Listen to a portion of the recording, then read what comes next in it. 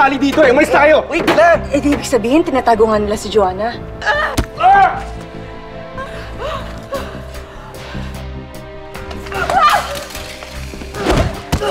How dare you insultuhin ako?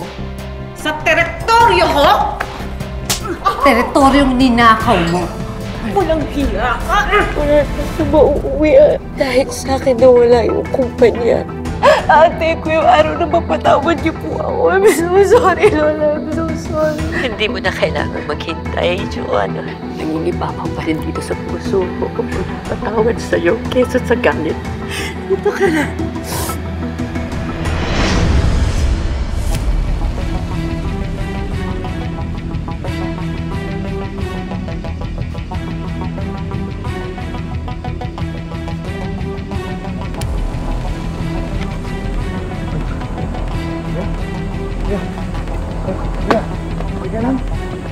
Kuya! Tulong! Tulong! Kuya! Kuya! Kuya, okay lang! Kuya! Kuya! Okay lang!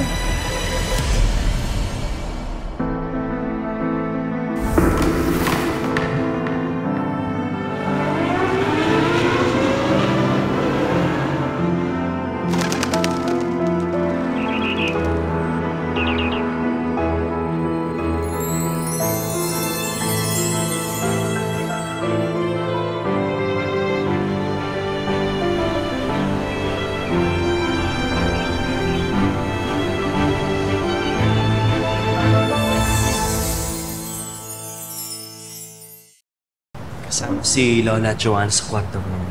Alam mo, tutuwa ako kanina habang pinapanood ko sila. Natake na naman si Lola kaya hindi niya malala si Joanna. Pero, nasabi ni Lola, kahit wala siyang maalala, nararamdaman niya sa puso niya. Tapos ngayon, inaalagaan ni Joanna si Lola. Natutuwa ko na okay na sila. Thank you, Ina. Kung hindi dahil sa'yo, hindi mabubuo ulit ang pamilya namin. Hindi kami magmatawad ni Lola. Yun din naman ang hiling ko para kay Lola eh. Yung maayos kayo. At yun din naman ang pangarap niya. Saya ako na buo na ang pamilya ni Lola. Yun din naman yung pangarap ko para sa kapatid ko eh. Yung lumaki siya na nandyan si Mommy at si Daddy. Pero alam ko naman di na mangyayari yun.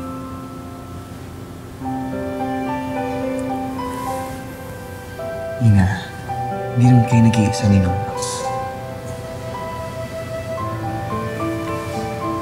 Pamilya mo rin kami.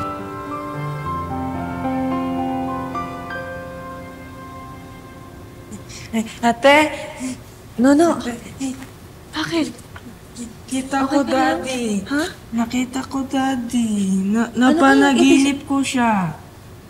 Ah, oo nga. Hindi ko na makalimutan ngayon pala yung anniversary ng Manor Restaurant. Kaya siguro nagpakita si Daddy sa panaginip mo. Punta tayo, Mana, tapos visit tayo kay Daddy. Sige. Okay, kasigaso ka na. Samahan ko na kayo, Ina. Sige. Prepare ka na.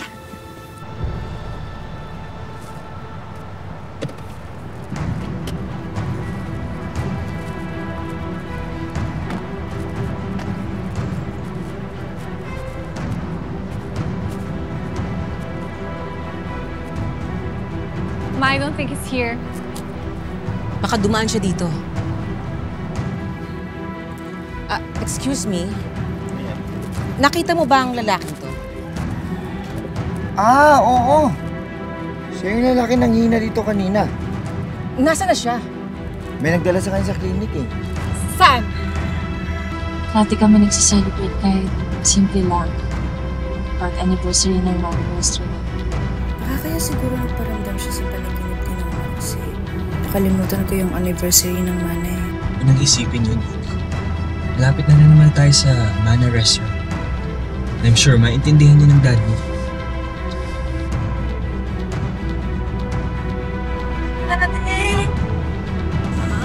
Halika na! I don't like it here! Ano ba, Amy? What the hell? Mom, look! Ano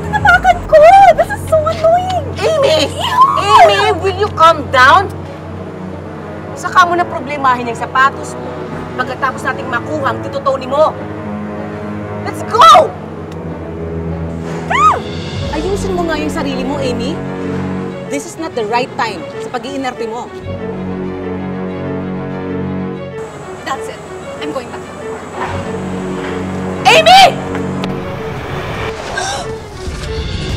Daddy, ano nangyari sa'yo? Kita ko, Daddy. Punta ko sa kanya. Ay, Daddy. Daddy. Lola! Daddy.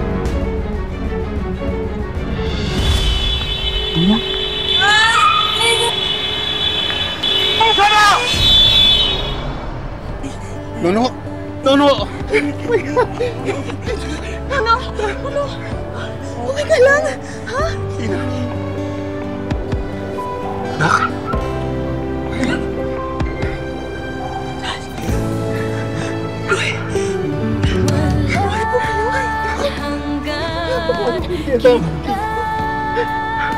Bumalik ako dito para hanapin kayo.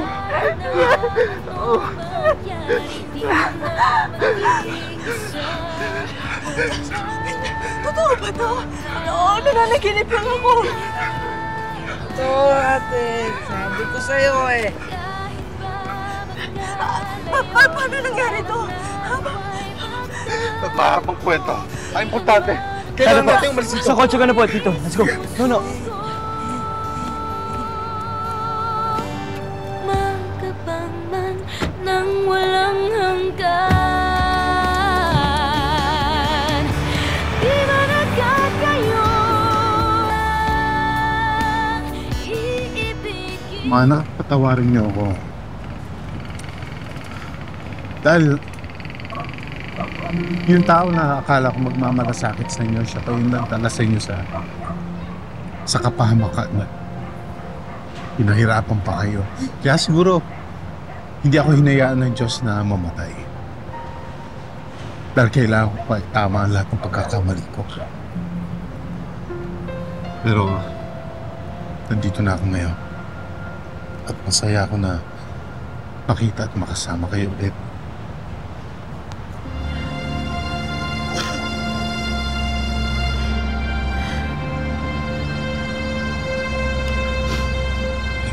Hindi na po pa rin ako makapaniwala na dito kayo. Pero, saya po ako. Sobrang saya ko po na magkakasama na tayo ulit ni Nono. Buo na ulit tayong pamilya. Don't cry na. Happy na tayo. Happy family.